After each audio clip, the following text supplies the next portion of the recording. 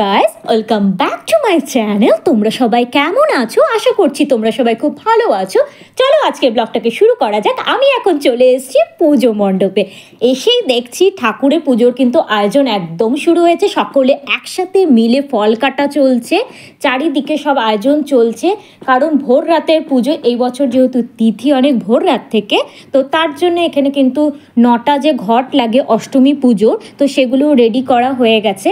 আজকে তো 3টে পুজো একসাথে, অষ্টমী পুজো, সন্ধি পুজো, আবার নবমী পুজোরও যেহেতু তিথি রয়েছে, তো তার জন্য সেটাও হবে। আর বাবা কিন্তু এখানে ফুল নিয়ে চলে এসছে। এখনও কিন্তু আলো ফোটেনি, তার জন্য দেখো পদ্ম ফুলগুলোকে না এখন ভালো করে ফোটেও নি।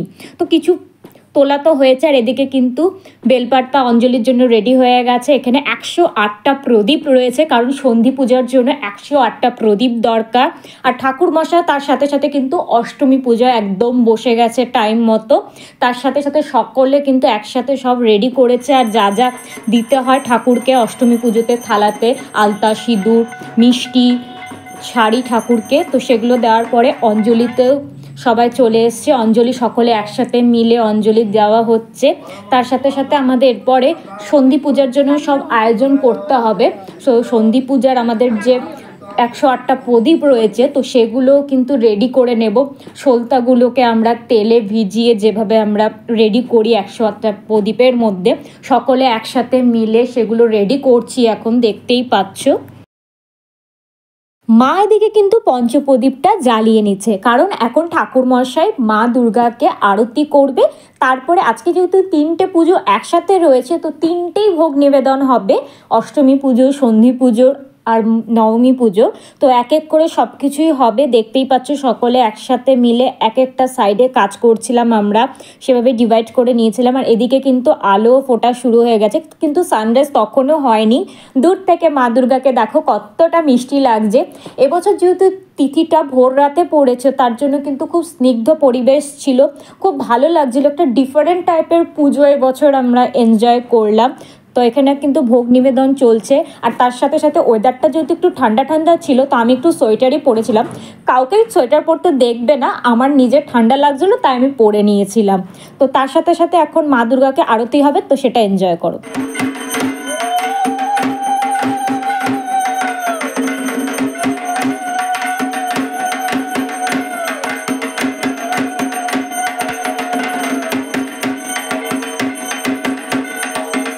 এখানে পায়েস রয়েছে, দেখতেই পাচ্ছ, নিবেদন হয়ে গেছে। তার সাথে সাথে কিন্তু সন্ধি পূজার জন্য কিন্তু 108টা প্রদীপ সকলে একসাথে মিলে জ্বালানো হচ্ছে। আমার তো জ্বালানো হয়ে গেছে। এখানে সকলে একসাথে মিলে জ্বালাতে খুব মজাও লাগে। আর তার সাথে সাথে সন্ধি পুজো ওদিকে কিন্তু চলছে। প্রদীপগুলো দেখো সব একসাথে জ্বলে গেলে আরও সুন্দর লাগে। তো এইদিকে দেখো সব পাড়ার আন্টিরা কিন্তু খুব পোজ দেওয়া শুরু করে দিয়েছে, কারণ সবাই ভাবছিল আমি ফটো তুলছি, বাট আমি ফটো তুলছি না, আমি তোমাদের সকলের জন্য ব্লগ বানাচ্ছি। তারা সেটা বোঝেনি। তো যাই হোক, তোমরা এই জিনিসগুলো এনজয় করো। পুজো কেমন লাগছে, পুজো সিরিজ কেমন লাগছে, সেগুলো কমেন্ট সেকশনে জানাতে একদম ভুলো না।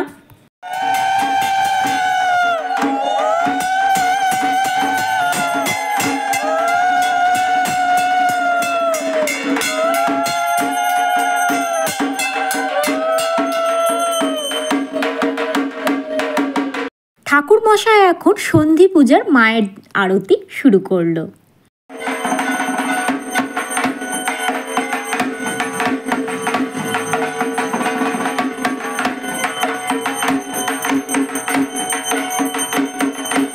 ঠাকুরমশাই তো আরতি হয়ে গেছে। তার সাথে সাথে এখানে দেখো 108টা প্রদীপ একসাথে জ্বলছে। কেমন লাগছে তোমাদের দেখে ঠাকুরের এই প্রদীপগুলো, সেটা আমাকে কমেন্ট সেকশনে জানাও।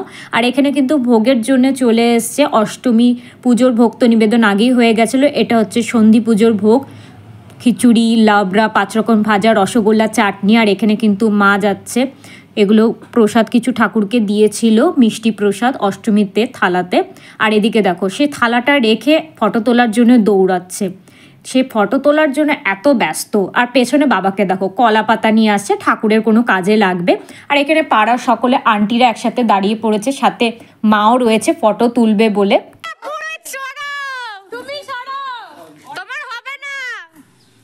পুজো মণ্ডপে তো গ্রুপ ফটো তুললই, তারপরে মা আমাকে বলছে খুব সুন্দর করে আমাকে একটা এখানে ছবি তুলে দে। তো আমি তো তাদের ফটোগ্রাফার, সো আমি এখানে একটু ছবি তুলে দিলাম। তার সাথে সাথে সকলে একসাথে মিলে প্রসাদ গ্রহণ করছি।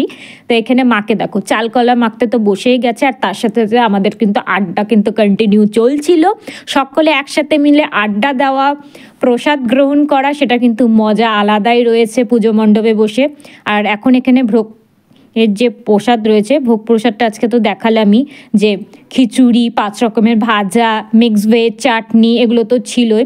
তো কলা পাতার মধ্যে আজকে ঠাকুরের প্রসাদটা আমরা খাবো, দেখতেই পাচ্ছ। সেই ভাজার থেকে একটা ভাজা নিয়েছি, ভোগ প্রসাদটাও রয়েছে। এখানে দেখো বালতিতে 1 বালতি খিচুড়ি, সেই বালতির খিচুড়ি থেকে আমাকে আরও খিচুড়ি দিতে আসছে। আমি বারবার বলছি যে আমাকে আর দিও না, আমি এত খেতেই পারবো না, তার উপর আরও দিয়ে যাচ্ছে। বাট ঠাকুরের প্রসাদ খুব টেস্টি হয়েছিল, তো আমি খেয়েই নিচ্ছিলাম একটু কষ্ট করে, পেট ভরে ভরে। এদিকে মিক্স ভেজটাও রয়েছে। এখন কিন্তু সন্ধেও হয়ে গেছে, সন্ধে আরতি যেটা হয় আমাদের, লুচি, সুজি, নাড়ু, ভোগ প্রসাদটাও দেওয়া হয়, নিবেদন করা হয় ঠাকুরকে। ঠাকুরমশাই এখন সেটাই নিবেদন করছে, দেখতেই পাচ্ছ।